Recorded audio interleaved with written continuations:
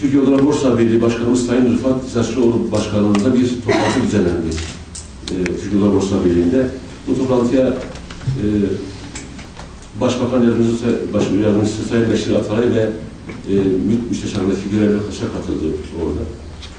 Biz bu sorunu orada dile getirdik. Bütün Odalar Borsa Başkanları. Sayın Başbakan'la görüşme talebimiz oldu. Toplantı bir gün sürdü ve tekrar bana geldi. En son geçen Salı günü Sayın Başkanımız Rıfat Saçlıoğlu bize aradılar. Doğu ve Güneydoğu'daki bütün oda borsa başkanlarını çağıraraktan bir toplantı düzenlendi. Türkiye Odalar Borsa Birliği binasında. Başbakanımız Sayın Recep Tayyip Erdoğan Salı günü 6 için randevu vermiştiler. Tabii biz orada 45 oda borsa başkanı bütün başkanlar kendi görüşlerini söylediler.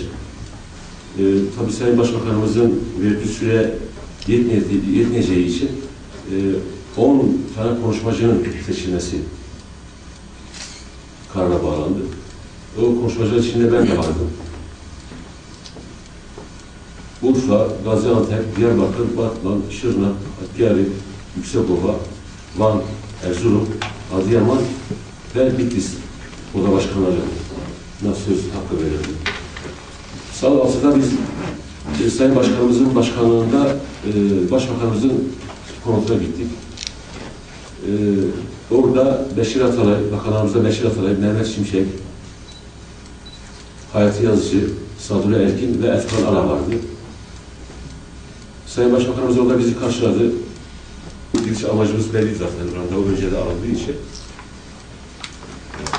Bütün oda başkanları görüşlerini söyledi. Ben de 6. sıradaydım.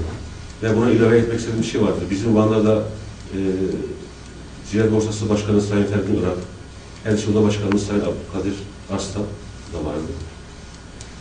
Ben 6. sıradaydım. Ben de Sayın Başbakan'a bu mevcut Kürt sorununun çözümü noktasında taleplerimi söyledim.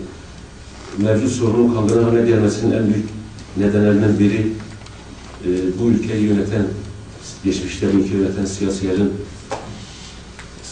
koltuklar sağlam kalsın diye ülke yönetimini başkalarına verdiğini, onlar da ceberut devlet anlayışını halka dizayn etmek için çaba sarf ettiklerini ve işte 90'lı yıllarda köylerin boşaltılması, evlerin yakılması, faili meşhurlerin olması ve bu bölgede yaşayan insanların batıya ve güneye göç etmeye zorlandığını söyledik ve sonuç itibariyle bugünlere geldik.